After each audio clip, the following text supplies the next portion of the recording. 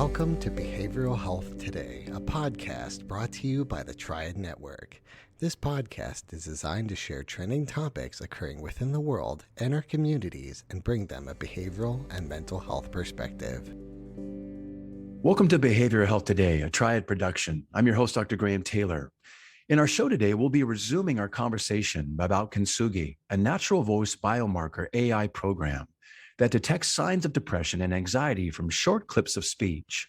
My guests are Rima Seiilova-Olson, the co-founder and chief scientist at Kintsugi, and Dr. Prentice Tom, their chief medical officer at Kintsugi.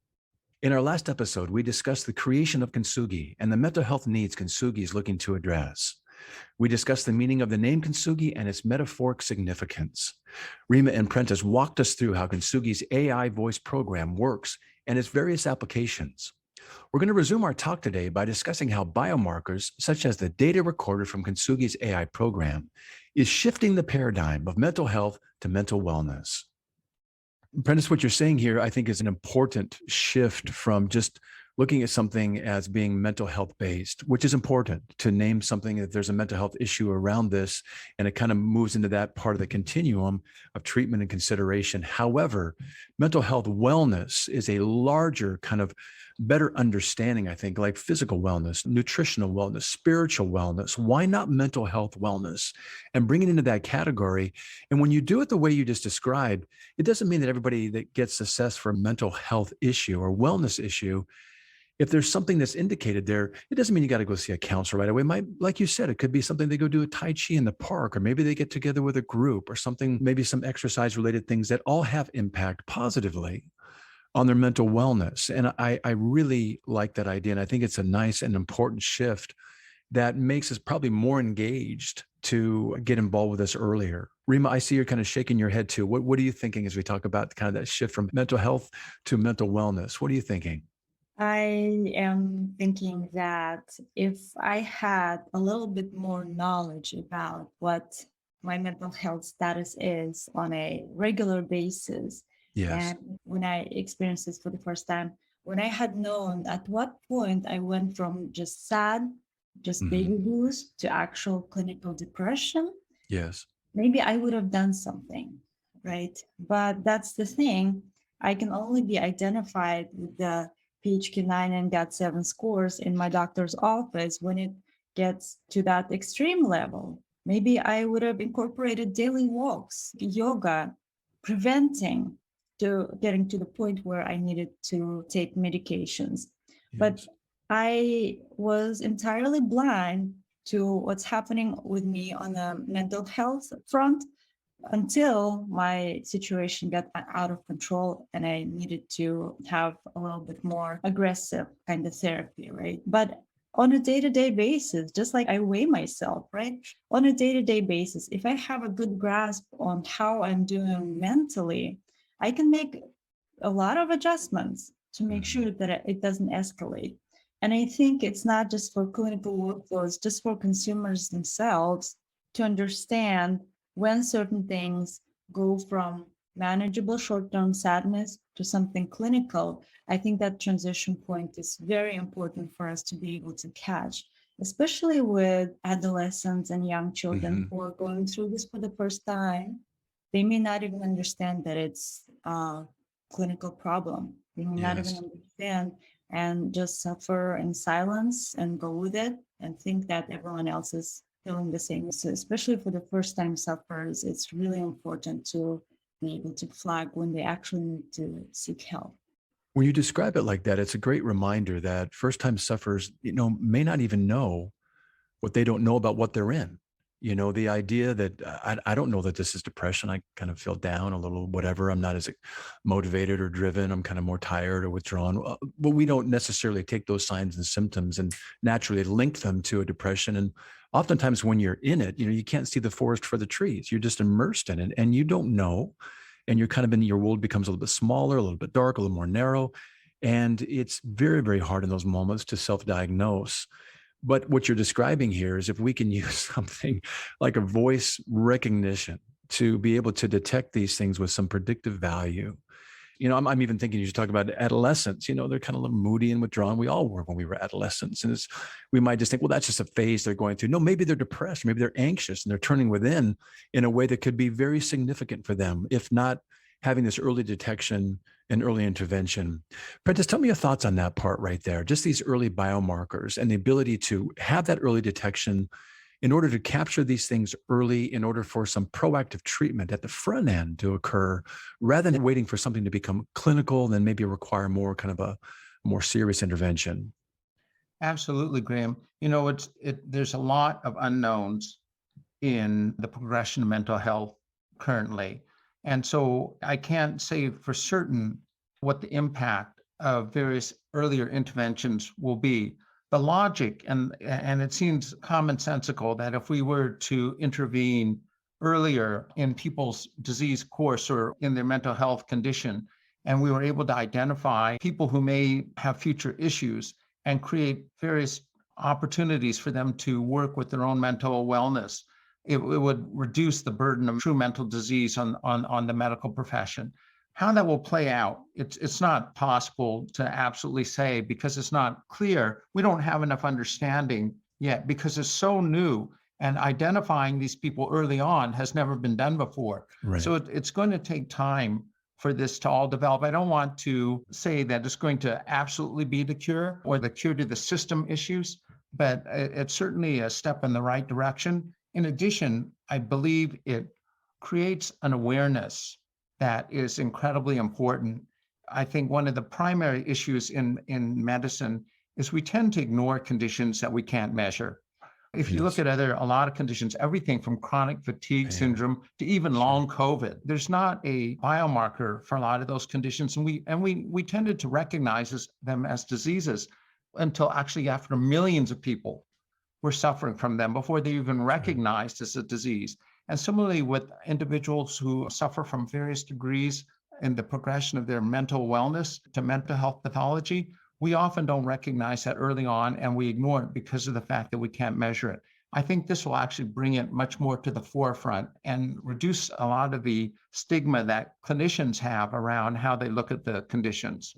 I really like that. I couldn't agree with you more that this is a step in the right direction, and be able to see where this gets to go and how we put the resources around it in response to it. But the idea of being able, in such a relatively simple and effective and predictive way, is certainly pretty exciting. I also know that you were just talking, Rima, about how, in addition to what goes on in a doctor's office, a user can have access to this program all the time on their phone. They can do a daily check-in if they want to recognize what's going on in their lives and maybe even increase awareness more and more. What I love about this is we don't oftentimes know how to be aware of our mental wellness, and what we're saying, feeling, thinking, responding with in our lives could be actual markers that we could take a look at. You're providing people with an in-the-moment assessment of how they're doing, and to give them some feedback. And you even have some wellness exercises as part of this as well, don't you? Speak to those for us. Yes. So journaling was part of my daily life when I was pregnant, and it is part of many people's lives who find it therapeutic. And sitting down with pen and paper and writing it, and then making sure that my diary stays private. Those are the issues that I take into account when I decide to switch to Kintsugi's consumer application, where it's private, it's secure, it's on my phone, and I don't need to look for a place to sit down and write. I can just speak into it. I can speak expressively without worrying pronunciation mistakes or punctuation. And Rima, as you speak into it, if you'd bear with me, as you speak into it, what are you going to be getting back? What are you seeing? So our consumer application that is available on the iOS App Store, it does provide feedback while the person is journaling. It provides emoji reaction to the sentences that are being uttered. It is a way to delight the speaker, so that to signal that the application is actually understanding what they're saying. It's not just a wall that we speak into. And the emoji reactions to the voice journaling are powered by deep learning model as well. So the emojis that are surfaced are based on what the person is saying. And if the person is talking about something sad, the emojis reciprocate the sentiment of the speaker to make the journaling experience more delightful and as if the person is actually getting an understanding and sympathy from the device. CBT and DBT exercises help us keep ourselves in check and make sure that we go through those exercises and we can compare how we think about certain things in a longitudinal manner. We also have an international community of people who voluntarily but anonymously share their journal entries with the other members of the community, and we have very strict limits around how much engagement with the community can take place in a day because we try not to too much consumption of the journaling entries. That way we make sure that people don't develop certain addictions or any other issues that are characteristic of social networks that try to drive engagement. That is not our goal. We're not trying to drive engagement, but what we're trying to do is showing other people's anonymously shared journal entries who are struggling with similar topics. We'll be right back after word from our sponsor. Nearly 9 in 10 registered voters believe the nation faces a mental health crisis, according to a new USA Today Suffolk University poll. Americans are more concerned than ever about their mental health. Mental health first aid provides the resources and training to identify, understand, and respond to signs of mental health and substance use challenges. It provides the confidence and skills needed to offer life-saving assistance, and it provides peace of mind. Our experts provide mental health first aid training for adults, teens, caregivers, veterans, law enforcement, EMS, and school faculty. Mental health concerns are on the rise, but evidence-based training through mental health first aid can make a difference. Visit mentalhealthfirstaid.org to find a course near you, or email hello@mentalhealthfirstaid.org to schedule a training. Courses are available for individuals, groups, organizations, and companies of all sizes. Visit mentalhealthfirstaid.org and make a difference in your community.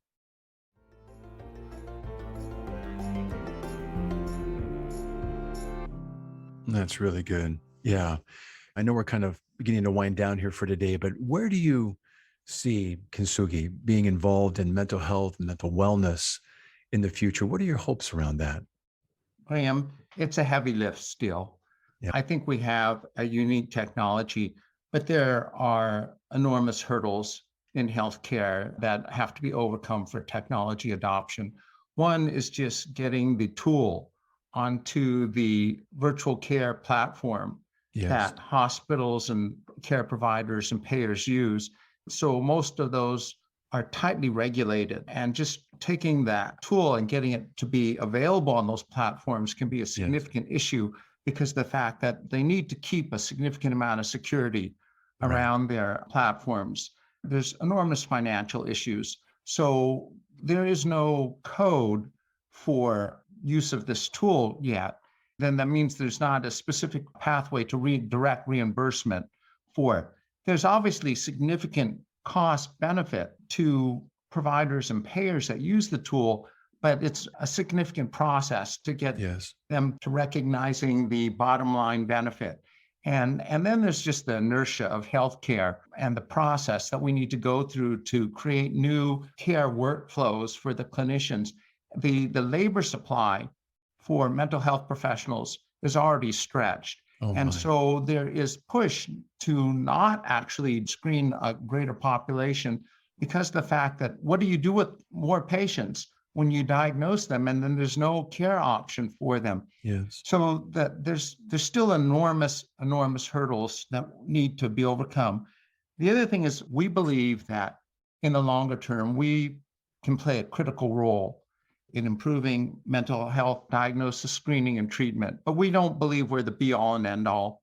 We recognize that there are going to be other tools that will hopefully come on the market that create other ways of quantifying mental health, whether they're quantitative neurohormonal studies, longitudinal sleep pattern studies. You know, there are people who are doing even work on how long people spend brushing their hair every day and looking at whether they can correlate that to whether they're going to develop depression. So we believe we're one tool of many that will allow for a much, much more quantitative, much, much more robust evaluation of mental health conditions in the future. We think that we can be very valuable, and we're hoping to fit into a much broader spectrum so that we can really move our ability to screen, diagnose, and treat mental health conditions in the future.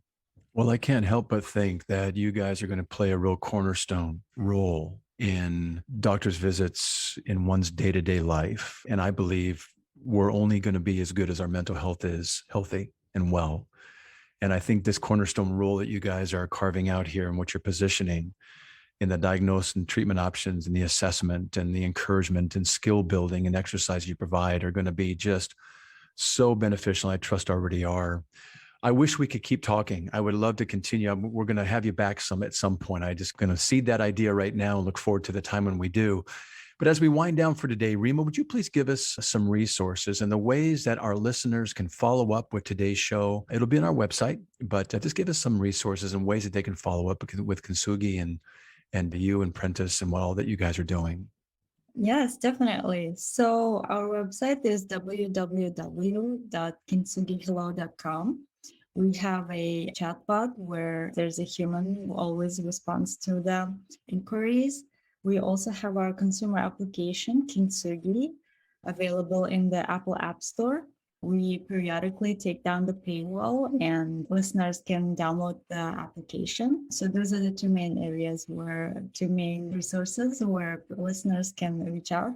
But also on LinkedIn, we're very open to meet people who are passionate about the area where we're working. We get a lot of interest from people who just learned about us, and we respond to every single outbound request. Fantastic. Well, Rima Prentice, I want to thank you so much for being with us today. Congratulations on your vision, your innovation, the pioneering of this success you guys have had thus far in impacting mental health and wellness in such a measurable and such a significant beneficial way. So thank you for being on our show today. I don't know if you have like 2 seconds to fit something else on, but Of course we do. One comment, Graham. Please. And it has to do with what Rima had said about Kintsugi at the very start and the name and how we came about. And I just want to say, I've been in healthcare for 40 years, and I've had the opportunity to work with many groups. And this team really lives a Kintsugi philosophy. Rima and Grace have put together a team that shares a culture of innovation and creativity, and they really lead with a kindness and mission orientation that is really, just for me, an incredibly great experience. And if you had the opportunity, you should meet everyone from the team, because they're just such wonderful, kind, mission-oriented people who are trying to do a good job. You would really enjoy everyone.